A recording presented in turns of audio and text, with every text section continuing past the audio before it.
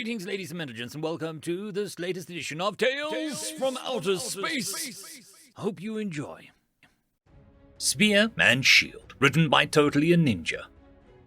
Our colony was financed by nobles seeking a new luxury planet. Our existence was merely to prepare for their opulence. We were fine with that. We left to escape overpopulation and seek a new life on the frontier. We hoped to make a new life for ourselves. Blood, sweat, and tears are spent towards a better future rather than crushed under claw by those around you.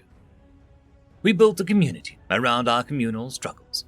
We strived to do better, to not repeat the mistakes that led to this choice. We went out of our way to talk, learn, and care about one another. We built this colony.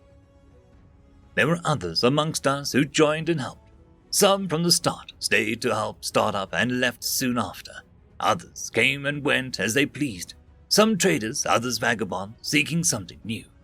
Some came upon seeing what we had built and chose to stay. He was amongst the first. We knew little back then. We know more now. He had not a lick of combat training to his name, military or otherwise. He was an actor, something that he would occasionally discuss with enough booze and a merry mood. He helped where he could, and even with his age, he did more work than a whole team's. He was daunting at first, like most Terran, on average twice our size and 3 times to 5 times as dense. Nature and science honed to a T and then tossed across the cosmos with reckless abandon. We feared him some, but as we built our community, we realized that we had already begun to fail. As a group, we greeted him and thanked him for his help. Some of us quite literally quivering, and others are on standby to assist medically should the need arise. He greeted us with a polite smile and thanked us for the welcome. We slowly came to understand. He came here to find peace, away from the central systems.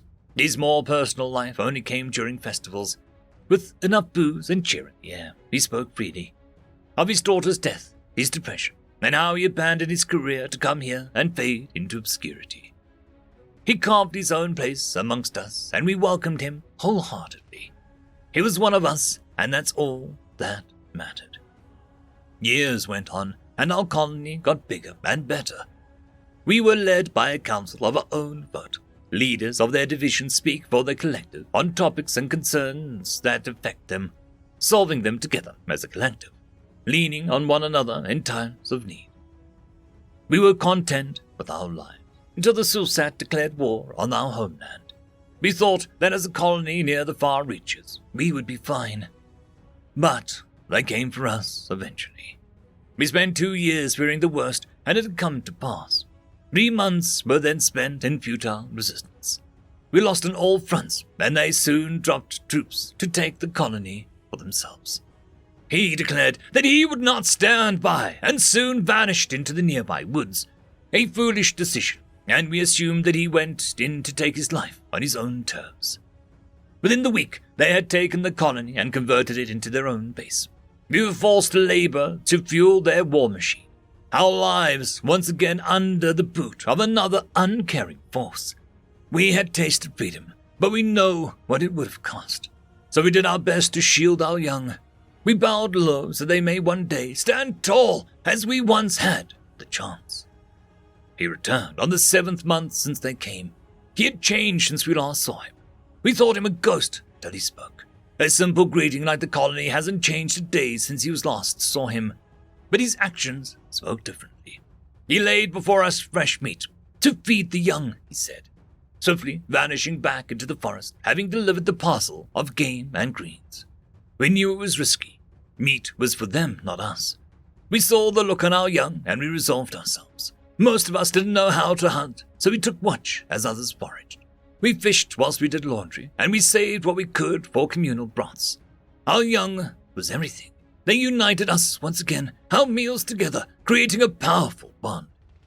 He was bonded in spirit. He kept watch over us, diverting attention as we needed it when we slipped up at first. He continued to provide small game, teaching us in brief whispers and scrawled notes, and stirred the forest to draw focus from them.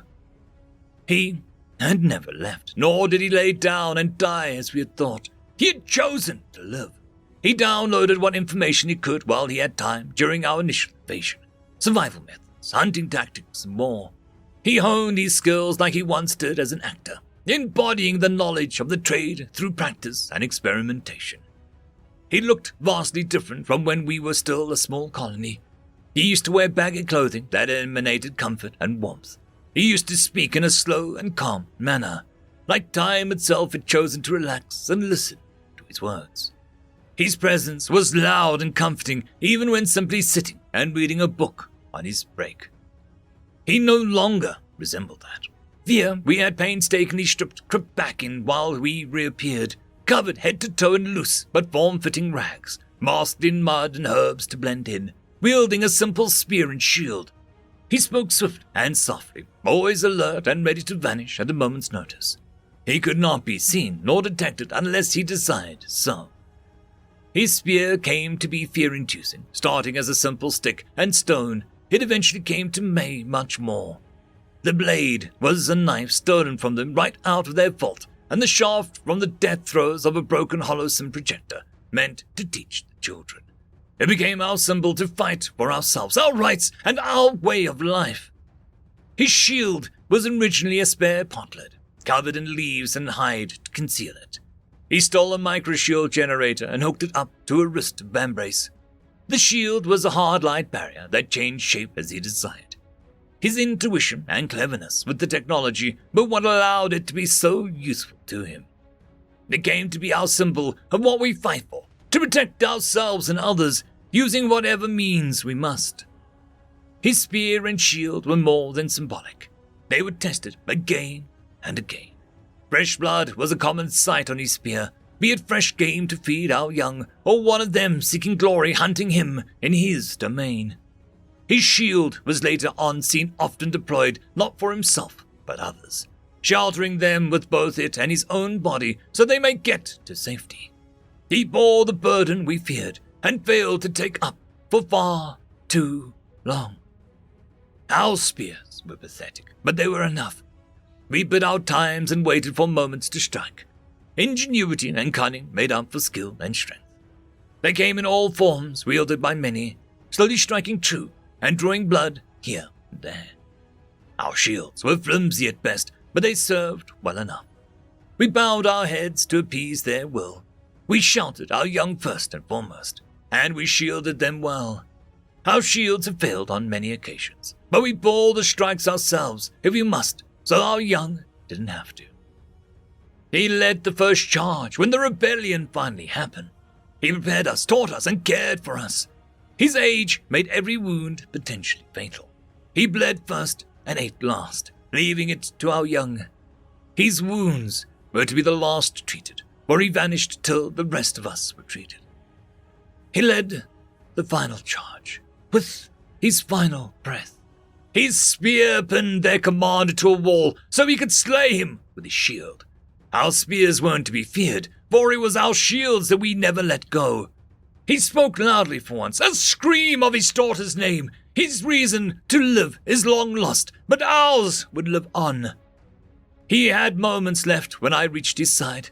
We had won and we took the colony, unrecognizable as it was when he first went into the forest. He was content with the news, his face at peace. We assembled who could witness his final moments. My daughter would have wanted me to do more. I chose to live, to fight so that you all did not have to suffer what I did. It was a cruel twist of fate. I came here of all places. My daughter, bless her soul, may she be proud of who I am. His reason for fighting was now clear. His last words were a final blessing to us and our young. We continued on. We rebuilt our colony. We raised our young and told them of his deeds. We grew and expanded into a hub world, a diverse point for those seeking a new frontier, or trade lines going in and out, and a unique culture tied to a local history.